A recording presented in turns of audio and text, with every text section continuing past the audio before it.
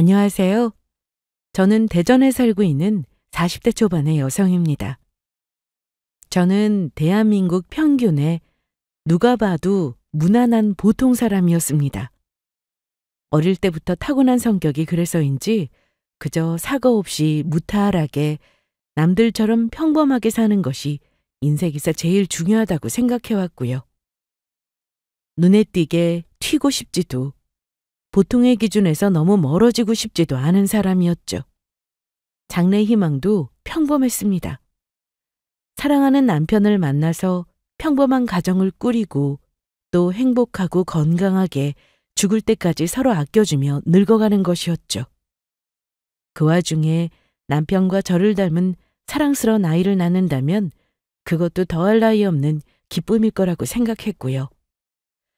저는 운 좋게도 너무 이르지도 늦지도 않은 적당한 시기에 그런 사람을 만나게 되었습니다. 그리고 그 사람과 결혼을 했고요. 하지만 결혼 생활은 제 생각대로 되지 않더라고요. 결혼 생활뿐만 아니라 제가 소망했던 그 소원들은 하나도 이루어진 게 없었네요. 40에 접어들면서 저는 암에 걸리게 되었고 심지어 그 와중에 남편이라는 인간은 제 뒤통수를 치고 바람을 피우고 있었거든요. 하필이면 왜 저에게 이런 일이 생긴 건지 믿을 수가 없었습니다. 그 인간을 원망하는 시간보다 혼자 자책하는 시간이 더 많았던 적도 있었고요. 하지만 저는 꼭 정신을 차리고 이 지옥을 이겨내야만 했습니다. 저에게는 저만 바라보고 있는 딸아이가 있었으니까요. 지금은 다행히도 모든 일들이 다 정리가 되었습니다. 하지만 그때 있었던 일들은 아직까지도 제 기억 속에서 생생하게 남아있는데요. 조금이나마 후련해지고 싶은 마음에 여러분께 이 이야기를 털어놓고 싶습니다. 남편을 만난 건 딱 32살이 되던 해였습니다. 흔히들 선게팅이라고 하죠. 저희는 그 말처럼 소개팅과 선의 중간쯤 되는 만남으로 시작했어요. 직장 상사분이 소개를 해주셔서 마냥 편한 만남이라고 하기에는 조금 어려운 자리였거든요. 때문에 평소보다는 조금 더 진지한 느낌으로 만남에 임했고요. 처음 만났을 때는 솔직히 조금 긴가민가한 느낌이었습니다. 직장 상사분이 소개만 아니었어도 거기서 끝났을 만남이었죠. 하지만 그 사람은 첫 만남부터 저에게 호감을 느꼈고 적극적으로 만나보고 싶다는 어필을 해왔습니다. 많이 고민한 끝에 결국 속은셈 치고 한 번만 더 나가보자는 생각이었던 두 번째 만남에서 저도 호감이 생기더라고요. 첫 만남에서 긴장을 해서 그런지 많은 이야기는 나누지 못했었는데 그달은 고깃집에서 반주도 한잔하면서 조금 더 깊은 이야기를 나눌 수 있었거든요. 그 사람이 내리는 결정들을 보면 그 사람이 가진 생각을 알 수 있다는 말도 있잖아요. 인생에 대한 가치관이나 지금껏 살아오면서 겪었던 여러 상황들에 대한 생각들을 들어보니 저와 여러모로 닮은 점이 많았습니다. 그간의 연애를 돌아보면 외모나 다른 조건들이 다른 건 이해하거나 맞춰갈 수 있지만 생각 자체가 아예 다른 사람은 절대로 맞춰갈 수가 없더라고요. 그런 점에서 이 남자가 바로 제가 찾던 그 사람인 것 같다는 생각이 들었습니다. 그 뒤로 세 번째 만남을 가지던 날 남편은 저에게 꽃을 사와서 만나고 싶다는 고백을 했고 저희는 그날부로 연애를 시작했습니다. 그리고 그 시점부터 딱 2년을 채운 연애를 한 끝에 결혼을 하게 되었고요. 결혼을 하기까지의 과정은 솔직히 쉽지는 않았습니다. 저희 집 쪽에서 반대가 많았었거든요. 이유는 대부분 경제적 문제였습니다. 엄마랑 아빠는 네가 이 결혼 다시 한번 생각해봤으면 좋겠다. 왜요? 그 사람 정말 좋은 사람이에요. 네가 어련히 잘 알아봤을 테니 사람이야 좋은 사람이겠지만 그 나이 되도록 모은 돈도 없다며? 그건 어디 엉뚱한 데 쓴 게 아니라 대학 다닐 때 학자금 대출 갖고 하느라고 그런 거예요. 그래, 본인이 못 모은 건 그렇다 쳐. 시댁에서 보태줄 형편도 전혀 못 된다며. 신혼집은 어떻게 할 거야? 사실 저희 부모님이 걱정하시는 것도 이해가 되지 않는 것은 아니었습니다. 부모님의 말씀처럼 당시의 남편은 모은 돈이 거의 없었어요. 가정 형편이 어려운 편이었거든요. 시골에서 농사를 지으신다는 예비 시부모님은 간신히 본인이 생활하실 정도로만 벌고 계시는 상황이었습니다. 하나밖에 없는 외아들의 대학 학비도 내주기 어려워서 4년 내내 학자금 대출을 받아야 할 정도였죠. 당연히 졸업하고 취업을 한 뒤에 학자금 대출을 갚는 건 본인의 몫이었고요. 거기다 대학을 다닐 때 부족했던 생활비 대출도 받은 전적이 있었던 터라 그걸 다 갚다 보니 수중에 모은 돈은 6천만 원이 고작이었습니다. 물론 이 사실은 사귄 지 1년 차가 되기 전까지는 저도 모르고 있던 내용이었어요. 이 사람을 소개해준 직장 상사분도 모르셨을 테고요. 겉으로 봐서는 어려운 형편이 아니라 오히려 부잣집에서 자란 것처럼 약간 여유로워 보이는 느낌이었거든요. 하지만 1년이 지나고 나서 평소처럼 데이트를 하고 헤어지던 날 진지한 얼굴로 저에게 사실을 고백하더라고요. 실은 이런저런 문제들로 인해 대출들을 갚았고 그래서 수중에 있는 돈이 별로 없다고요. 그러니까 혹시 제가 당장 결혼이 하고 싶거나 해서 경제적인 문제로 헤어지고 싶다고 해도 이해한다고요. 솔직히 당황스러웠던 것은 사실이었습니다. 저는 앞으로 1, 2년쯤 더 만난 뒤에 이 사람과 결혼을 하고 싶다는 생각이 커지고 있던 찰나였거든요. 나이를 1살이라도 더 먹기 전에 사랑하는 사람과 가정을 이뤄서 얼른 아기들도 낳고 싶었고요. 하지만 그 사람의 고백을 듣고 나니 그동안 마음속으로 막연하게나마 그려왔던 인생의 계획을 전면적으로 재수정해야 할 판이었습니다. 당황스러웠죠. 일단 그날은 집으로 돌아가서 생각을 해보겠다는 말로 헤어졌습니다. 그리고 정확하게 사흘 뒤 저는 마음을 굳게 먹고 남편에게 만나자고 해서 제 결심을 솔직하게 전달했습니다. 예전에는 어쩔 수 없는 사정이 있었던 거고 그래서 지금 돈이 없는 건 괜찮아. 우리는 아직 젊은 데다 또 살아갈 날들이 많고 과거보다는 앞으로 어떻게 할지가 더 중요한 법이니까. 돈은 이제부터라도 열심히 모으자. 나도 그렇게 할게. 그렇게 말해줘서 고마워. 나 사실 희수 네가 헤어지자고 한다고 해도 할 말이 없다고 생각했어. 됐어. 차라리 지금이라도 솔직하게 말해줘서 다행이야. 기왕 이렇게 된 거 앞으로 어떻게 했으면 좋을지 구체적으로 얘기나 나눠보자. 남편이 먼저 용기를 내서 본인의 경제적 사정을 모두 오픈한 것을 계기로 저희는 뜻밖에도 별 어려움 없이 돈에 관한 이야기를 나눌 수 있었습니다.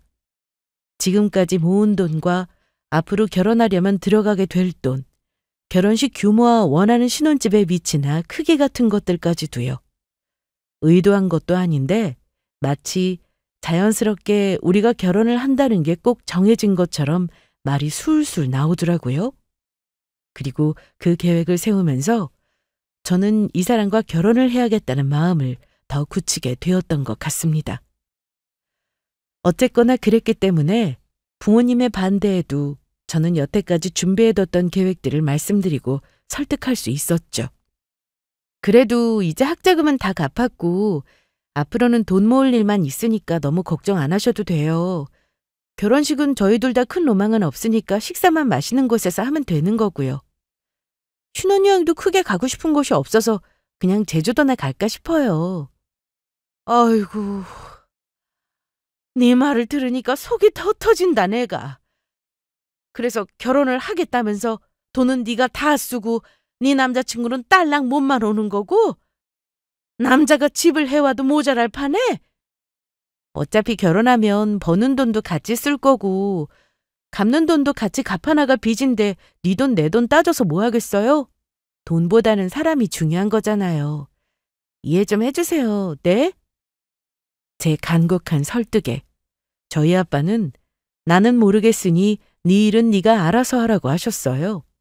엄마는 그 뒤로도 꽤 오랜 시간 동안 반대를 하시긴 했지만 결국 남자친구가 여러 번 찾아뵙고 설득한 끝에 결혼 허락을 해주셨습니다. 그렇게 저희는 예물이니 예단이니 하는 것들을 모두 생략해서 결혼에 드는 각종 비용들을 최대한 줄이고 가성비 좋은 예식장에서 결혼식을 올리며 작은 아파트에서 결혼 생활을 시작하게 되었어요. 사실 저는 결혼 전에 우연하게도 청약이 당첨되어서 살고 있었던 아파트가 있었습니다.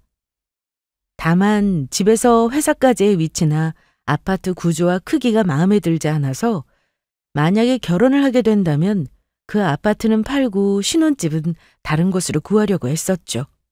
하지만 상황이 이렇게 되다 보니 그냥 그 아파트에서 신혼을 시작하게 되었습니다. 아파트 대출금은 감사하게도 부모님이 조금 도와주셔서 1년 반 전에 이미 다 갚은 상태였어요. 거기다 이미 제가 살고 있어서 어지간한 가전이나 가구 살림살이들은 다 들어가 있는 상태였고요. 얼마 사용하지도 않은 것들인데 다시 버리고 새로 사는 것도 낭비처럼 느껴져서 남편과 상의한 끝에 웬만한 것들은 다 그냥 쓰기로 했습니다.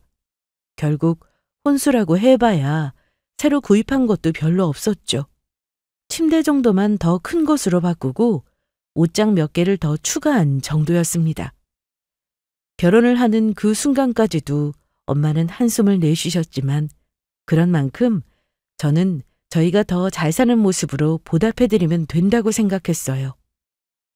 지금 생각해보면 그게 얼마나 철없는 생각이었는지 알 것 같더라고요. 어쨌거나 그런 우여곡절 끝에 시작한 남편과의 신혼생활은 저의 예상보다도 훨씬 더 재미있었습니다. 늦은 밤에 데이트를 마치고도 각자 집으로 아쉽게 헤어지지 않아도 된다는 사실이 결혼하고 몇 달이 지나서도 계속 신기하더라고요. 퇴근을 하고 녹초가 된 몸으로 집으로 돌아오면 항상 따뜻하게 반겨주는 내 사람이 있다는 것도 너무 좋았고요. 더는 혼자서 테이크아웃으로 사온 햄버거나 차가운 냉동 음식을 돌려 먹지 않아도 된다는 것도 좋았습니다.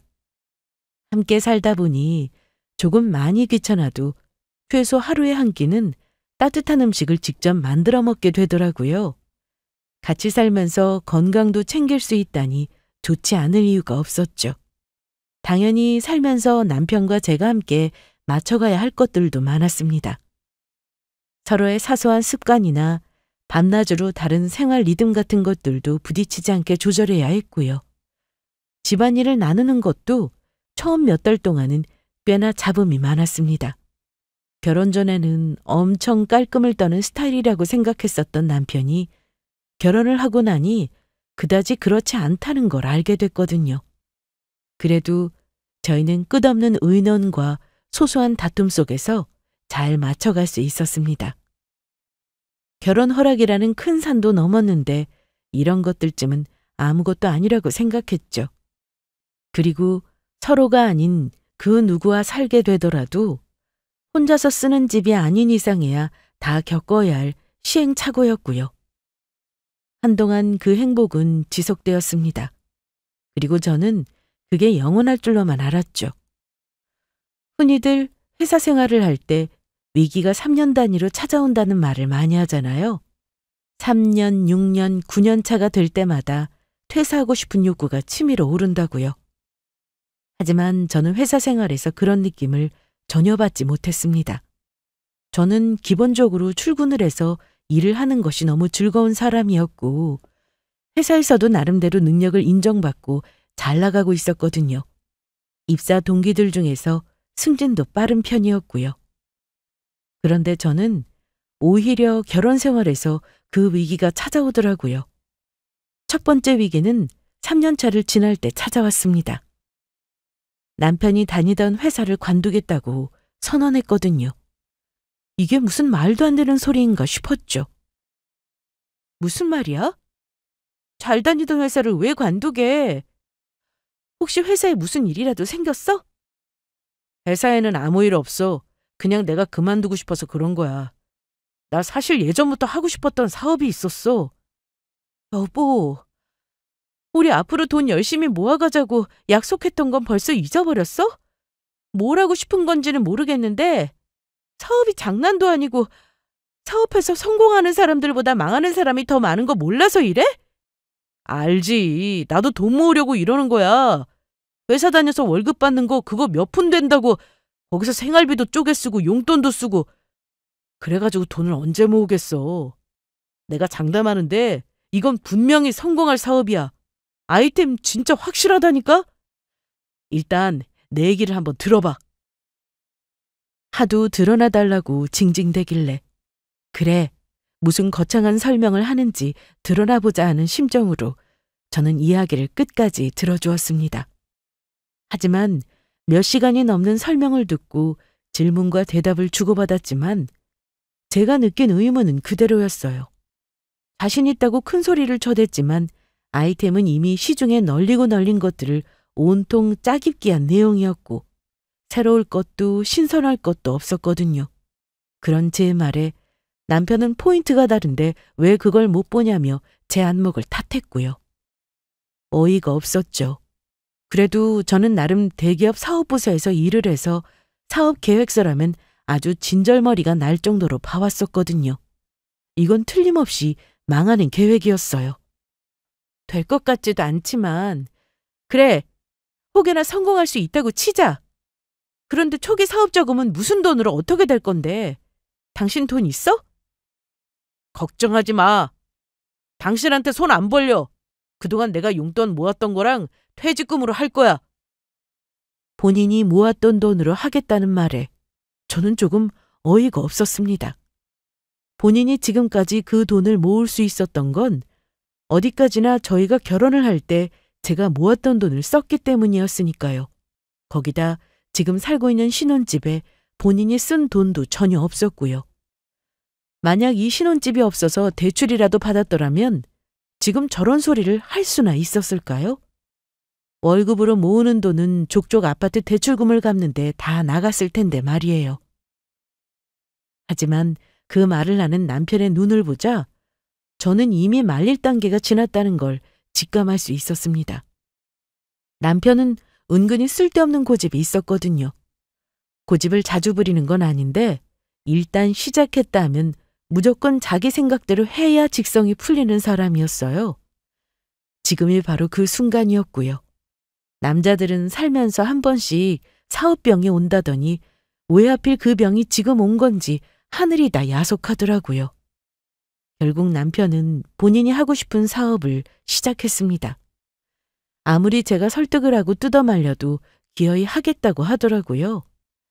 살면서 이렇게까지 하고 싶었던 일이 없었다나 뭐라나요? 저렇게까지 하고 싶다는데 못하게 하면 평생 한이 되겠지 싶어서 저는 어쩔 수 없이 허락해 주었습니다. 허락보다는 체념에 가까웠지만요. 기왕 시작하는 거 제발 잘 됐으면 좋겠다고 생각했지만 생각만큼 그 일이 녹록치 않다는 것도 잘 알고 있었죠.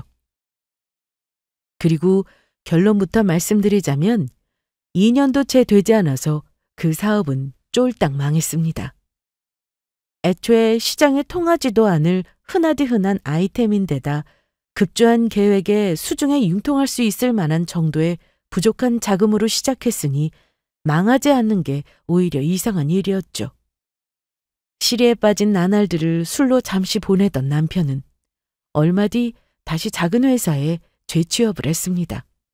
원래 다니던 회사를 그대로 다녔더라면 지금쯤 진급하고도 연봉도 올랐을 텐데 입만 열면 할 말이 정말 목구멍으로 쏟아질 것 같아서 저는 치밀어 오르는 화를 꾹꾹 눌러 참아야만 했습니다. 적어도 인생 경험이라고 치고 다시는 사업의 사자도 꺼내지 않는다면 그나마 다행이라고 생각했고요. 제 눈치가 보여서 그랬는지 아니면 이번에 망한 일로 나름대로의 교훈을 얻었던 건지 그 뒤로 남편은 착실히 회사를 다녔습니다. 그리고 이참에 저희는 그간 일 때문에 미뤄두었던 가족 계획을 실행하기로 했어요. 이 계획만큼은 저희의 생각대로 착착 진행되어서 1년 뒤에는 예쁜 딸아이가 태어났고요. 제 자식이라 그런지 모르겠지만 아이는 정말 하늘에서 내려온 천사가 아닌가 싶을 정도로 너무 사랑스러웠습니다. 출산도 육아도 그 어느 것 하나 쉬운 일은 없었지만 그럼에도 불구하고 아이를 낳은 것이 이 세상에서 제가 가장 잘한 일이라고 느껴질 정도였죠. 제가 딸아이를 사랑하게 된 것은 너무나도 쉬운 일이었습니다. 하지만 제가 그렇게 행복하면 행복할수록 불행도 딱 그만큼 똑같이 찾아오더라고요. 아이를 낳고 나서 남편과 저는 사이가 점점 멀어지고 있었거든요. 뭐 중요한 연락 왔어? 어? 못 들었어. 방금 뭐라고 했어? 뭐 급한 연락 온 거냐고. 그런 거 아니면 밥 먹을 때 핸드폰은 좀 내려놓고 얼굴 보면서 대화 좀 하면 안 될까? 하고 싶은 말 있으면 해. 듣고 있을 테니까. 핸드폰 보느라 온통 정신 팔려 있으면서 무슨 대화를 해. 아이 또 왜 또 시비야? 뭐가 불만인데? 할 말 있으면 하라고 했잖아. 남편과 저는 대화다운 대화를 한 지가 언제인지 기억이 나지 않을 정도로 서로 말을 하지 않았습니다. 처음부터 그랬던 것은 아니었지만 시작은 거의 딸아이를 낳고 나서부터였던 것 같아요. 아이가 잠투정이 너무 심해서 남편은 밤마다 다른 방에서 잠을 자고는 했거든요. 그때 저는 육아휴직 중이었고 남편은 다음날 또 출근을 해야 했으니까요. 마음에는 들지 않았지만 어쩔 수 없다고 생각했죠. 아기를 낳아보신 분들이라면 다들 이해하실 겁니다. 어느 정도의 시간이 지날 때까지는 부부의 24시간이 모두 아기를 위해서 돌아간다는 사실을요. 제 신경은 온통 아이에게만 쏠려 있었고 남편은 그때부터 천천히 다른 생각을 하기 시작했던 것 같습니다. 어느 순간부터인가 남편은 퇴근을 한 뒤에 집에 돌아오면 늘 소파에 드러누워서 TV 채널만 돌리고 있거나 그것도 아니면 작은 방에 들어가서 게임을 하고는 했어요. 셋이서 나란히 식탁에 앉아서 밥 먹을 때마저도 예외는 아니었습니다. 시선은 온통 TV에 가 있거나 한 손에 들린 핸드폰 액정위로 가 있을 뿐이었어요. 그 사람에게 저와 딸아이는 마치 투명인간처럼 이 집에 없는 사람이나 마찬가지였습니다. 하다못해 벽이나 구석에 놓인 물건 같은 느낌이었죠. 그렇지 않고서야 눈앞에 사람을 두고 어떻게 시선 한번 마주치지 않을 수가 있었겠어요? 당신 나한테 할 말 없어? 무슨 할 말? 요즘 왜 이러는 건지 말이야. 당신 지금 하는 행동을 보면 너무 많이 달라져서 아예 다른 사람인 것 같아. 이러는 이유가 있을 거 아니야. 그런 거 없으니까 괜히 시비 걸지 마. 문제가 있는 것 같으니까 대화로 풀자는 이야기를 왜 항상 시비로 받아들이는 건데? 됐어, 그만해. 안 그래도 하루 종일 이러다 와서 피곤해 죽겠는데 대체 왜 이래 진짜? 더 이상 이렇게 살 수는 없겠다는 생각에 저는 남편에게 끝없이 대화를 시도했습니다. 살살 달래보기도 했고 술 한잔하며 기회를 엿보기도 했죠. 하지만 별반 소득은 없었어요. 제가 대화를 시도할 때마다 남편은 매번 할 말이 없다며 빠져나갈 뿐이었거든요. 심지어 제가 하는 모든 말을 다 삐딱하게 받아들이고 있었어요. 당사자에게는 개선의 의지가 전혀 없었던 거죠. 저도 결국은 다 포기하게 되었습니다. 노력도 쌍방이 의지가 있을 때나 같이 하는 거지 혼자만 하려는 노력은 아무런 의미도 없는 시간 낭비일 뿐이었으니까요. 이렇게 사느니 차라리 이혼하는 게 낫겠다는 생각을 저라고 해보지 않은 것은 아니었습니다. 하지만 아무 죄 없는 딸아이를 생각하면 도저히 그럴 수가 없었어요. 아직은 한참이나 아빠 손길이 필요할 나이였으니까요. 거기다 겨우 이렇게 살다가 헤어지려고 그렇게 반대하는 결혼을 했냐고 하실 부모님을 뵐 면목도 없었고요. 이러지도 저러지도 못하고 있는 사이 시간은 잘만 흘러갔습니다. 그렇게 저희는 여느 이혼 직전의 부부들처럼 같이 사는 공간에서 지옥을 만들어가고 있었죠. 하지만 저를 기다리고 있는 지옥이 그것 하나만은 아니었다는 걸 저는 어느 날 사고처럼 알게 되었어요. 안타깝게도 대장암이 맞습니다. 의사의 입에서 대장암이라는 단어가 나오는 순간 저는 머리가 멍해졌습니다. 이건 정말 상상도 못했었던 대답이었거든요. 미리 알아차릴 수 있었던 증상이라고 하면 그저 평소처럼 속이 더부룩하고 화장실을 갈 때마다 혈변을 보고 있었다는 것 정도였어요. 현대인 중에 소화가 너무 잘 되고 치질 한번 걸리지 않은 사람은 없으니 저는 그저 컨디션이 좋지 않겠거니 하고 넘겼을 뿐이었습니다. 보통 때는 일하고 육아하느라 바쁘기도 했고요. 그러다 이번에는 우연히 시간이 맞아 위 대장 내시경과 몇 가지 패키지를 추가해서 정기검진을 하게 되었습니다. 그런데 검사 결과가 좋아 보이지 않는다면서 상급병원으로 가볼 것을 권하시더라고요. 덜컥 겁이 나긴 했지만 사실 그때까지도 별 생각은 없었어요. 그리고 대학병원에서 다시 몇 가지 검사를 하고 결과를 들으러 재방문을 한 날이었습니다. 심지어 혼자서요. 그런데 대장암이라니. 이런 결과는 꿈에서도 예상하지 못했었죠. 병명이 너무 현실적이라 눈물도 나오지 않더라고요. 그저 손끝이 덜덜 떨리고 있었을 뿐이었습니다. 저는 침착하게 앞으로 어떻게 해야 할지, 이후의 치료 과정과 수술 일정은 어떻게 될지 등등을 최대한 자세히 여쭤본 뒤에 병원을 나섰습니다. 그리고 일찍 마친 김에 딸아이를 데리러 어린이집으로 향했습니다. 저를 보고는 세상 환하게 웃으며 한 걸음에 달려오는 아이의 얼굴을 본 순간 그제서야 눈물이 터지더라고요. 딸아이를 끌어안고 정말 그 자리에서 세상이 무너지기라도 한 것처럼 오열했습니다. 지나가는 사람들이 놀라서 괜찮냐고 달려올 정도로요.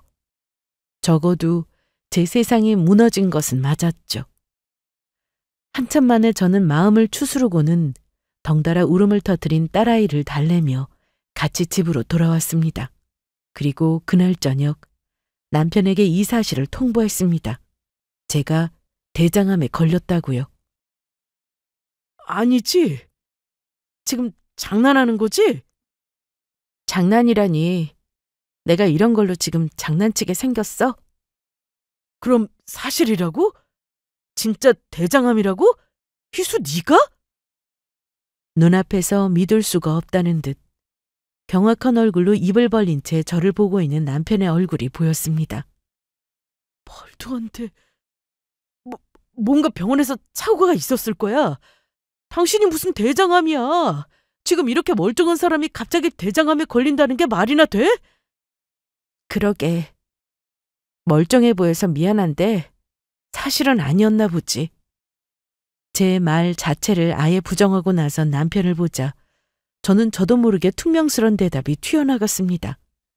암에 걸린 것도 힘들어 죽겠는데 이제는 이 인간에게 그게 사실이라는 걸 확인시키기 위해서 구구절절 설명까지 늘어놓아야 한다니. 이거야말로 저를 진짜 힘들게 하는 일이 아닐 수가 없었습니다. 그런데 이어진 남편의 반응에 저는 그 자리에서 굳어버리고 말았어요. 미안해. 여보, 다 내 잘못이야, 이수야. 뭐야? 설마 지금 우는 거야? 다 나 때문에. 내가 당신 말도 안 듣고 그동안 너무 속만 썩여서 당신이 이런 나쁜 병에 걸린 거야. 글쎄, 저희 남편이 땅바닥에 그대로 주저앉아서 아주 통곡을 하고 있더라고요. 저는 너무 당황스러웠습니다. 그래도 그간 살아왔던 정이 있으니 조금쯤은 슬퍼해 주겠지 하는 생각을 하기는 했었지만 이 정도로 슬퍼할 줄은 몰랐었거든요.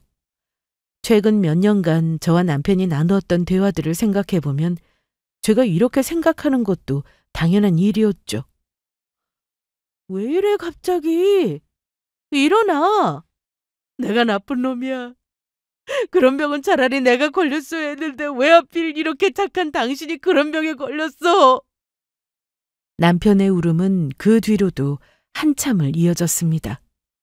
제가 당황스러운 눈으로 남편을 쳐다보고 있을 때쯤 남편은 급기야 자기가 그동안 잘해주지 못해서 그래서 제가 스트레스를 받은 나머지 그런 나쁜 병에 걸린 것 같다며 자책을 하기 시작했습니다. 그러더니 불현듯 뭐에라도 꽂힌 사람처럼 자리에서 벌떡 일어나 제 어깨를 붙들고 소리쳤습니다. 반드시 꼭 무조건 살아야 한다고요. 정신 나간 사람처럼 저를 향해 그렇게 소리를 지르는데 그 모습이 얼마나 절박해 보이던지 그 순간 저도 모르게 마음속에 맺혀있던 응어리가 녹아내리는 느낌이었습니다. 저는 남편을 끌어안고 함께 눈물을 흘렸습니다. 이제는 사랑이 다 끝났고 우리 사이에 남은 감정이라고는 미움밖에 없다고 생각했었는데 제 앞에서 엄마를 잃어버린 어린아이처럼 엉엉 울고 있는 남편의 모습을 보니 그동안 제가 오해했던 남편의 모습에 너무나 미안해지더라고요. 결혼 전 제가 너무나도 사랑했던 남편은 그곳에 그대로 서 있었습니다. 그 사실을 죽음을 목전에 앞둔 이제야 알게 되었다는 게 너무나도 슬플 뿐이었죠. 남편은 그 후로 저를 살리기 위해 필사적으로 애를 썼습니다. 하루 종일 제가 수술을 받을 병원과 유명하다는 전국 각지의 의사를 알아보고 대장암 수술과 치료법에 대한 정보를 찾고 또 찾았어요. 입만 열었다면 가망이 없어 보였던 암을 이겨내고 나은 사람들이 이 세상에 얼마나 많은지에 대해서 저에게 설명하기 바빴죠. 그게 다 조금이라도 저에게 희망을 주고 싶어서인 것을 알기에 그 내용보다는 남편의 마음이 더 고마웠습니다. 암에 걸린 후로는 조금 많이 늦은 감이 있기는 하지만 남편과의 사이가 더 좋아지고 있었습니다. 남편은 저에게 너무나 잘했고 저와 관한 일이라면 바람이 불면 날아갈까 걱정하는 사람처럼 조심스러워했죠. 여기 너무 좋다. 이런 곳이 있는 줄도 몰랐네. 그렇지? 친구한테 물어보니까 며칠 전에 여기 와이프랑 억새 보러 왔었다고 하더라고. 이번 주까지라고 하길래 당신이랑 꼭 와야겠다 싶었지. 그러게. 오길 너무 잘했다. 사진 찍을까? 거기 서봐. 내가 당신 사진 찍어줄게. 잡아놓은 수술 일정이 다가올수록 남편은 점점 더 저에게 잘해주었습니다. 본인이 데이트하기 좋은 곳을 찾아봤다며 주말만 되면 나들이를 나가기도 했어요. 이렇게 나와서 데이트를 했던 게 도대체 얼마만이었는지.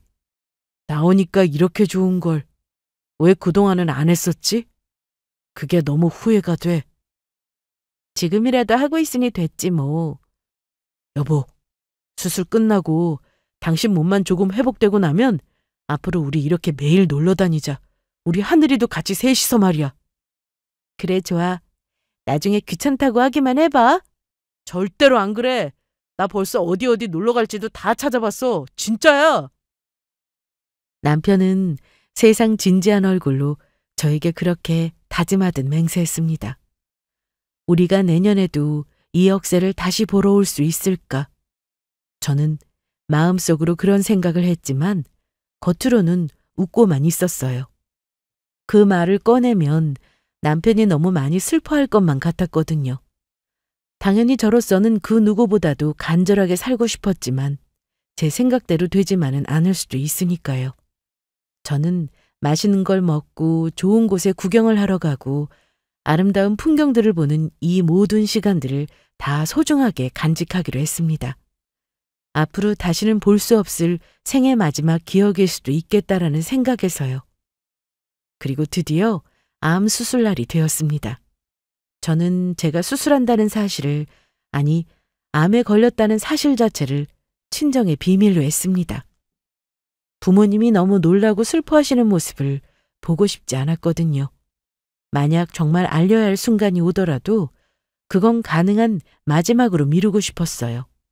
그렇게 저는 친정 식구들 없이 남편의 손만을 붙들고 마지막 작별 인사를 한 채 수술방으로 들어갔습니다.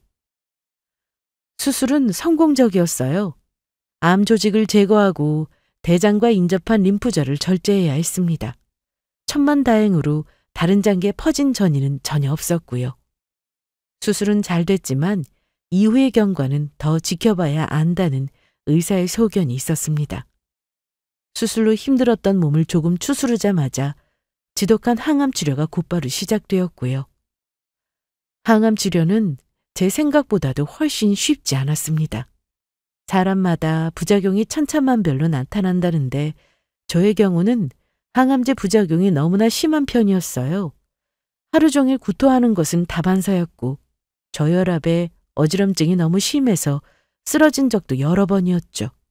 부작용이 너무 심하다 보니 치료가 제대로 되고 있는 건지도 알 수가 없더라고요. 그리고 그날도 저는 치료 중에 의식을 잃고 침대에 누워 있었습니다. 그 상태로 얼마나 누워 있었을까요? 창문을 열어두었는지 저는 온몸이 저절로 덜덜 떨리는 추위에 살풋 정신이 들고 있던 참이었습니다. 어디선가 남편의 목소리가 이명처럼 들리더라고요. 저는 머리를 몇 번 흔들어 간신히 정신을 차리고는 남편을 찾기 위해 힘겹게 자리에서 일어섰습니다. 그리고 목소리가 들리는 곳으로 천천히 걸어나갔죠. 복도에서 남편은 누군가와 전화통화를 하고 있었습니다. 무슨 즐거운 이야기라도 하는지 입이 귀에 걸렸더라고요. 보험금만 5억이 나온다는 거 있지? 이제 내 인생은 완전히 풀린 거지. 그때 남편을 부르려던 저는 순간 저도 모르게 입을 다물었습니다. 아무래도 방금 남편이 했던 말이 이상하게 마음에 걸렸거든요. 남편이 복도를 이리저리 배회하면서 통화를 하고 있었기에 저는 벽 뒤로 몸을 숨긴 채 이야기를 엿듣기 시작했습니다. 어쩐지 이 대화는 꼭 들어야만 할 것 같은 느낌이 들었어요. 그치? 나도 안 믿긴다니까. 걔가 원래 보험 같은 걸 엄청 좋아하기는 해. 살짝 건강 염려증이 있거든. 예전에 안보험을 몇 개 들겠다길래 내가 돈도 없는데 그냥 하나만 하라고 한 적이 있었거든. 근데 나한테는 말을 안 하고 알고 보니까 무슨 보험 여러 개를 들어놨다는 거야. 나랑 결혼하기 전부터 들었던 보험도 있었고 그게 다 합치면 5억이래. 완전 대박이지. 아무래도 남편이 말하는 걔는 대화 흐름상 저인 게 분명했습니다. 안보험을 들어둔 게 대박이라니. 이야기를 들으면 들을수록 점점 제 머릿속이 새하얘지는 느낌이 들었습니다. 뭐? 그러다 혹시 안 죽으면 어떡하냐고? 아우 자기야. 대장암 3기라는데 살기는 어떻게 살아? 아무리 수술이 잘 됐어도 의사가 그냥 하는 소리지. 진짜 이제 거의 다 끝났어. 제 항암 치료받느라고 맨날 골골거려. 오늘도 쓰러졌다니까. 남편의 즐거운 목소리와 그 끔찍한 대화에 저는 미친 듯이 손발이 떨려오기 시작했습니다. 그러다 나중에는 숨이 턱턱 막히더라고요. 호흡곤란 증세라도 온 것처럼요. 저는 제대로 쉬어지지 않는 숨을 여러 차례 억지로 들이쉬며 그 자리에 주저앉았습니다. 남편이 말하는 건 제 사망보험금이었어요. 수술을 받기 전 혹시라도 어떻게 될지 모른다는 생각에 남편에게 제가 들어두었던 보험들을 모두 정리해서 알려준 적이 있었거든요. 약관과 보험 내용 그리고 보험금이 얼마나 나올지도요. 저는 원래 친가 쪽 가족력이 있었습니다. 그래서 결혼을 하기 전까지 가입해둔 암보험이 있었고 결혼 후에는 고액으로 암으로 인한 사망 특약까지 가입해둔 상태였었죠. 그동안 딸의 핑계대고 더럽게 지겨워도 참고 살았던 걸 이렇게 갚고 간다. 개똥도 약에 쓸 날이 있다더니 쟤도 나한테 도움이 되는 날이 있긴 있더라고. 아이, 그 돈 받으면 뭐부터 하지? 남편 놈은 거기에 한마디를 덧붙였습니다. 이렇게 빨리 갈 줄 알았으면 보험 몇 개 더 들어둘 걸 그랬다고요. 이 끔찍한 현실을 목격하게 된 저는 이제 저 대화를 주고받고 있는 자기의 존재가 누군지 알아야만 했습니다. 누구에게 이야기를 하더라도 남편놈이 쓰레기인 것은 변하지 않는 사실이었지만 적어도 그 상대가 불륜 대상만은 아니기를 바랐습니다. 정말 마지막으로 우리 딸애를 생각해서라도요. 하지만 제 불길한 예감은 이번에도 역시 맞아떨어졌습니다. 전화를 끊으며 그 인간은 핸드폰 너머에 누군가에게 세상 다정한 목소리로 사랑한다고 말하더라고요. 이쯤 되면 더 이상 들어볼 것도 없었죠. 피눈물이 난다는 게 바로 이럴 때 쓰는 말이었을까요? 저는 제가 암에 걸렸던 날보다 지금이 더 처참한 심정이었습니다. 힘들었던 과거를 다 털어내고 다시 사랑한다고 믿었던 남편에 대한 배신감은 이로 말로 설명할 수 없는 기분이었어요. 그리고 제 마음속에는 오로지 한 가지 목표만이 떠올랐습니다. 살아야겠더라고요. 무조건 살아남아서 어떻게든 이 복수를 해야겠다는 생각뿐이었죠. 저는 그날부터 연기를 시작했습니다. 남편 놈과 그 상간녀가 바라는 대로 더 확실하게 죽어가는 연기를 시작했죠. 남편의 앞에서 자주 쓰러지는 척했고 구토가 더 심해진 척 음식도 먹지 않고 도저히 약을 못 먹겠다며 버리는 척 한 적도 많았습니다. 그리고 그 효과는 확실했어요. 아주 제가 이미 죽기라도 한 것처럼 그 인간은 신이 났더라고요. 상간녀와 앞으로 같이 살 집을 보러 가자는 둥 재혼 계획을 얘기하며 밤마다 낄낄거렸죠. 제가 쓰러지는 척만 하면 좋아서 밖에 나가 하던 통화를 이제는 곧 죽을 거라 생각했는지 조심하지도 않더라고요. 제가 잠이 들었다 싶으면 틈만 나면 나가서 대놓고 통화를 하기 시작했습니다. 거기다 남편 놈의 정신 나간 짓은 그게 다가 아니었어요. 하늘아, 장난감 이거 어디서 났어? 못 보던 건데? 엄마가 사준 거 아니잖아. 이모가 줬어. 이모? 어떤 이모? 아빠 친구, 맨날 같이 오는 이모. 하루는 딸아이가 구석에서 못 보던 장난감을 자꾸 가져오길래 어디서 났느냐고 물어봤었죠. 아픈 뒤로는 한동안 아이와 함께 제대로 놀아주지도 못했었거든요. 엄마 빨리 나으라면서 자기가 아끼는 장난감을 제 품에 안겨주던 딸아이를 보다 별뜻 없이 물어본 것이었죠. 그런데 알고 봤더니 그 미친놈은 심지어 딸아이한테까지 상간녀를 소개시켰었던 겁니다. 더군다나 말하는 걸 들어보니 이번이 처음이 아닌 것 같았어요. 제가 병원에 가서 집을 비우면 그 여자를 집에 데려왔고 그것도 아니면 딸을 데리고 밖에 나가서 그 여자와 함께 만나게 했던 것이었죠. 그 말을 듣는데 어이가 없는 걸 넘어서서 눈이 핑 돌더라고요. 화가 너무 나면 사람이 순간적으로 그렇게 된다는 걸 저는 그때서야 알게 되었죠. 그즈음 저는 변호사와 만나 이혼 소송을 위한 상담을 받고 있었습니다. 병원을 다니며 치료에만 집중해도 모자랄 그 금쪽 같은 시간을 힘든 몸을 이끌고 남편 모르게 변호사 사무실까지 찾아다녀야만 했죠. 딸아이의 말을 듣는 순간 더 이상은 못 참겠다 싶더라고요. 저는 곧바로 이혼 소장을 날렸습니다. 그리고 그동안 아픈 척을 하며 모아왔던 증거를 통해 알게 된 상간녀에게도 정신적 피해 보상을 위한 소송을 걸었고요. 얼마 후 하루아침에 뒤통수를 맞듯이 소장을 받게 된 남편은 당연히 저의 예상대로 난리가 났습니다. 이 미친 것, 다 죽어가는 걸 병원 데리고 다니면서 살려줬더니 이렇게 뒤통수를 쳐? 미친 건 내가 아니라 너지. 날 살린 건 수술을 해준 의사고. 야, 송혜수!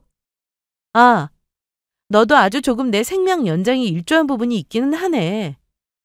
너한테 복수해야겠다 싶어서 내가 무조건 살아야겠다 싶었거든.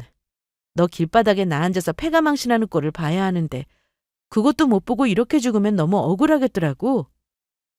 이혼 소장을 받아든 그 순간부터 저 인간은 저에게 거짓말이나 변명을 할 의지조차 없어 보였습니다. 아마도 상간녀에게도 소송이 걸렸다는 소식을 알았을 테니 변명할 필요조차도 느끼지 못했는지 모르겠지만요. 예상대로 저런 인간에게 미안하다는 사과를 기대하는 건 말도 안 되는 사치였습니다. 야, 애 생각을 해! 너 하늘이 생각은 조금도 안 해? 이혼하고 너까지 죽고 나면 애는 누가 키우라는 거야? 그때 가서 다시 나보고 키우라고 하게? 입 안 다물어? 그 더러운 입으로 어디서 우리 하늘이를 들먹여? 내가 죽으면 죽었지 너한테 하늘이 키우라고는 안 해. 미안하다는 사과 한마디 없는 주제에 이혼은 못한다고 날뛰더라고요. 이유는 당연히 제 사망보험금 때문이겠죠. 그 5억이 없었더라면 진작에 뒤통수를 쳐도 100번은 더 쳤을 인간이었으니까요. 이 소송은 제가 이기는 게 당연했습니다. 법정에서도 혼인관계를 파탄시킨 남편의 불륜이 인정되었고 재산분할과 양육권, 양육비 절차도 진행되었습니다. 남편 놈은 졸지에 길바닥에 나앉게 되었어요. 함께 살고 있었던 이 아파트는 애초에 결혼 전에 제가 장만해서 갖고 있었던 집이었으니 저의 것이었고 남편 놈은 결혼 후에 재산 증식에 기여한 바가 거의 없었으니까요. 오히려 사업을 한답시고 설쳐서 결혼 이후에 모았던 본인의 돈을 모두 허공에 날려버렸었죠. 집도 절도 없이 쫓겨난 남편 놈은 급한 대로 원룸 오피스텔을 구했다고 들었습니다.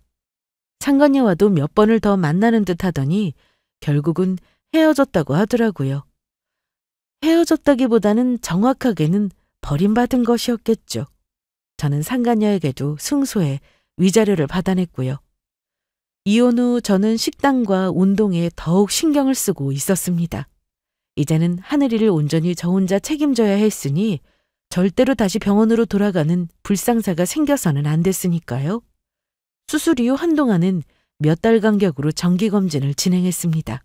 그리고 얼마 전 드디어 정기검진에서 이상이 없다는 소식과 함께 앞으로는 1년 단위로 방문하라는 이야기를 들을 수 있었습니다. 그날 딸아이와 저는 둘만의 조촐한 파티를 열었죠. 이제 친정에서도 그동안 저의 모든 소식을 다 알게 되었습니다. 엄마는 눈물을 훔치시며 그저 별다른 말씀 없이 그냥 사라져서 고맙다고 하셨어요. 앞으로는 다른 건 아무것도 신경 쓰지 말고 그저 제 건강과 행복만 신경 쓰라고 하셨죠. 저는 긴 휴직계를 냈던 회사에도 다시 복직했습니다. 회사에서도 많은 배려를 해주셔서 칼퇴근을 하면서 당분간 몸조리에 신경을 쓸 수 있게 되었고요. 저는 평생 살면서 다른 사람에게 나쁜 짓을 한 적도 없었던 것 같은데 왜 천벌은 그 인간이 아니라 제가 받아야 했는지 그게 너무 힘들었습니다. 하지만 이제는 그런 생각조차 하지 않게 되었어요. 저는 저대로 이렇게 남은 생을 잘 살아가는 것만이 중요하다는 생각이 들었거든요. 지금까지 그랬던 것처럼 앞으로도 딸아이와 함께 보통의 평범한 행복을 위해 살아보려고 합니다. 지금까지 들어주셔서 감사합니다.